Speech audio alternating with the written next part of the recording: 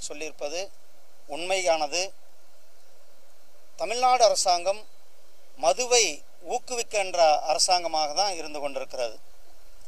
அவங்க ஒவ்வொரு காலகட்டத்திலையும் ஒவ்வொரு கிராமத்திலையும் கூட இன்றைக்கு டாஸ்மாக் கடைகளினுடைய எண்ணிக்கையை இரட்டிப்பாக்கியிருக்கிறார்கள். மணமகிழ் மன்றங்களை திறந்து விட்டிருக்கிறார்கள்.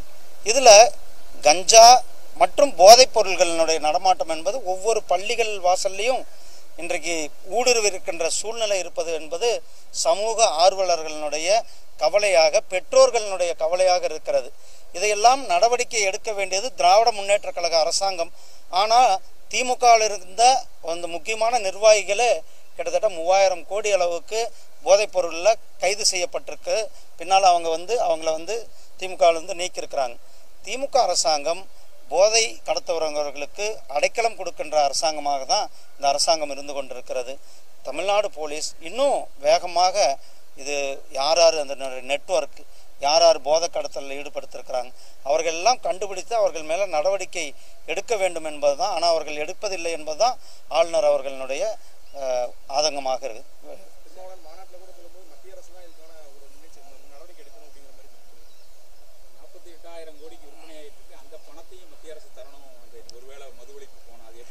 இங்கே பாருங்கள், முழுக்க இது மாநில சப்ஜெக்ட்.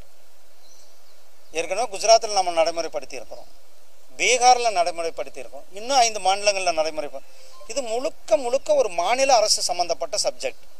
அதில் திராவிட முன்னேற்ற கழகம் இங்கு ஆட்சியில் இருந்து கொண்டிருக்கிறார்கள். அதனுடைய ஒரு கூட்டணி கட்சியாக விடுதலை சிறுத்தைகள் கட்சி இருக்கிறது. அவர்கள் கூட்டணிக்கு போகும்போதே சொல்லியிருக்கலாமல்ல, நீங்கள் மது விலக்கு கொண்டு வாங்க, நாங்கள் உங்களுக்கு கூட்டணி. அப்போ எல்லாம் பேசிடலாமல் அவங்ககிட்ட போய் நின்று 2 தொகுதிகள் ஜெயிச்சிட்ட பிறகு இப்போ ஒரு நாடகத்தை நடத்தக்கூடாது. இந்த மதுவிலக்குன்றதே ஒரு பெரிய நாடகங்க. இது ஸ்டாலின் அவர்களும் திருமாவளவன் அவர்களும் இணைந்து செயல்படுத்திய ஒரு நாடகம்.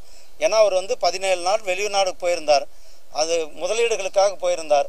அந்த முதலீடுகள் அவர் வரும்போது நமக்கு சரியான முதலீடுகள் கிடைக்கவில்லை.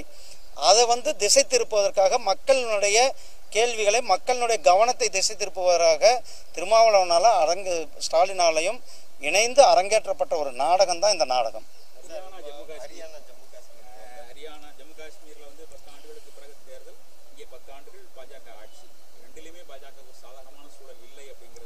நீங்கள் கருத்து கணிப்புகள்லாம் பல கருத்து கணிப்புகள் பொய்யாக்கப்பட்டு நீங்கள் பாராளுமன்ற தேர்தல் அப்போ கூட சொன்னாங்க. ஆனால் 3வது முறையாக நம்மளுடைய மாண்புமிகு பிரதமர் அவர்கள் பிரதமராக வந்திருக்கிறார்கள். கருத்து கணிப்புகள்லாம் பொடியாக்கிவிட்டு நம்மளுடைய பாரதிய ஜனதா கட்சியானது மீண்டும் ஹரியானாவில் ஆட்சி அமைப்போம். உங்களுக்கு தெரியும், காஷ்மீரில் இன்றைக்கு நீங்கள் ஆர்டிக்கல் 370 எடுத்த பிறகு இன்றைக்கு அங்கே மக்கள் அங்கே சுதந்திரமாக நடமாறுகிறார்கள். மக்கள் சுதந்திரமாக வாக்களித்திருக்கிறார்கள். அங்கு மக்கள் குறிப்பாக அங்கே வால்மீகி என்று சொல்லக்கூடிய ஒரு பட்டியலின மக்கள் முதல் முறையாக சுதந்திரம் அடைந்து 75 ஆண்டுகள் ஆகியிருக்கிறது. முதல் முறையாக வாக்களித்திருக்கிறார்கள்.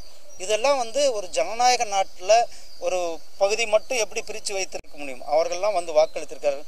அங்கு இன்றைக்கு தீவிரவாதம் கட்டுப்படுத்தப்பட்டிருக்கிறது.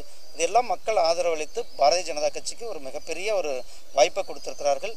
எங்களுடைய ஜம்மு காஷ்மீர் ஆகட்டும், ஹரியானா ஆகட்டும், பாரதிய ஜனதா கட்சி மிகப்பெரிய வெற்றி பெற்று அங்கு பாரதிய ஜனதா கட்சி ஆட்சி அமைக்கும்.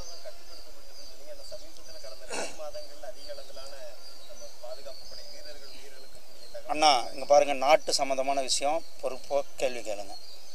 எந்த அளவுக்கு நீங்கள் ஆர்டிக்கல் 370 எடுக்கிறதுக்கு முன்னாடி இருந்தது, அது 370 எடுத்த பிறகு இன்றைக்கு எந்த அளவுக்கு கட்டுப்பாடில் இருக்கிறது? ஒரு ஸ்டோன் கல்வீச்சாவது இருந்திருக்கா?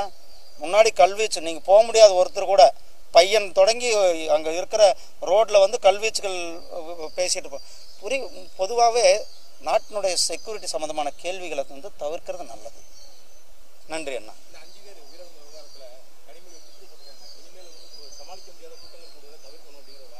அக்கா சொல்லியிருக்கிறது உண்மையாலும் வரவேற்கத்தக்கது. என்னால் முடியாத விஷயத்தை நீங்கள் ஏன் செய்கிறீங்க? தமிழ்நாடு அரசாங்கம் நீங்கள் ஒரு விஷயத்தை செய்கிறதுக்கு முடியல, அதை ஏன் செய்கிறீங்கன்றது அக்கா தெளிவாக கேள்வி கேட்டிருக்காங்க. நன்றி.